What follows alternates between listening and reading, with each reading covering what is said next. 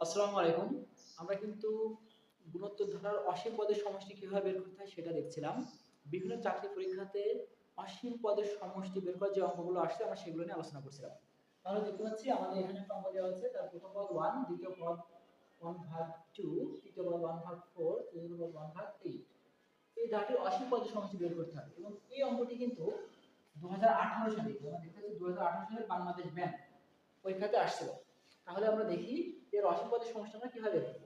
অসীম পদের সমষ্টি বের করতে হলে অবশ্যই সাধারণ অনুপাত বের করতে হবে। আর সাধারণ অনুপাত যদি 1 এর থেকে ছোট হয় তাহলে তার অসীম পদের সমষ্টি থাকবে, 1 এর থেকে ছোট না হলে তার অসীম পদের সমষ্টি থাকবে না।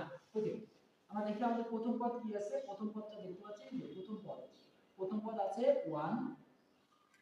সাধারণ অনুপাত বের করি। সাধারণ অনুপাত আমরা কিন্তু জানি যে প্রত্যেকটা পদকে তার পুরো পদ দ্বারা ভাগ। তাহলে আমরা দ্বিতীয় পদটা নিলাম 2, তার পুরো পদ হচ্ছে 1। তাহলে সরি, আমরা দ্বিতীয় পদ নিলাম হাফ, তার পুরো পদ হচ্ছে, কিন্তু অবশ্যই 1 এর থেকে কি ছোট। যেহেতু হাফটা 1 এর থেকে ছোট, তার মানে এই অঙ্কটা অসীম পদের সমষ্টি আছে। এখন আমরা অসীম পদের সমষ্টি নির্ণয় করব। অসীম পদের সমষ্টির সূত্র কি? s ইনফিনিটি সমান প্রথম পদ ভাগ 1 মাইনাস সাধারণ অনুপাত। তাহলে আমরা এখানে কি করব?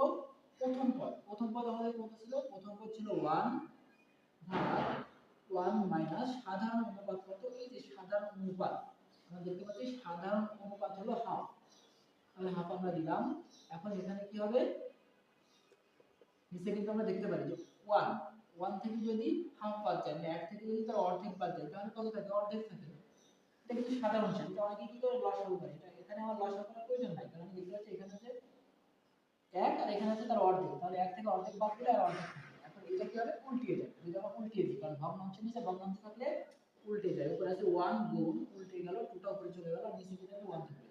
নিচে 1 থাকাও যায়, না থাকাও কি তাই। তাহলে আমরা কত পেলাম? 2 কে 2। তার মানে এই যে ধারাটি আছে, এই ধারাটির অসীম পদের সমষ্টি হলো 2, যার অ্যানসার হচ্ছে কত? ঘ। এই অঙ্কটি কিন্তু বাংলাদেশ ব্যাংক পরীক্ষা 2018 তে আসছে। আমি বারবার বলছিলাম কি যে গুণোত্তর ধারার অসীম পদের সমষ্টি অবশ্যই বিভিন্ন চাকরি পরীক্ষা, যেমন বিসিএস এবং ব্যাংকের যে পরীক্ষাগুলো হয়, প্রত্যেকটি পরীক্ষাতে একটি না একটি অঙ্ক অবশ্যই থাকবে। সকলকে ধন্যবাদ।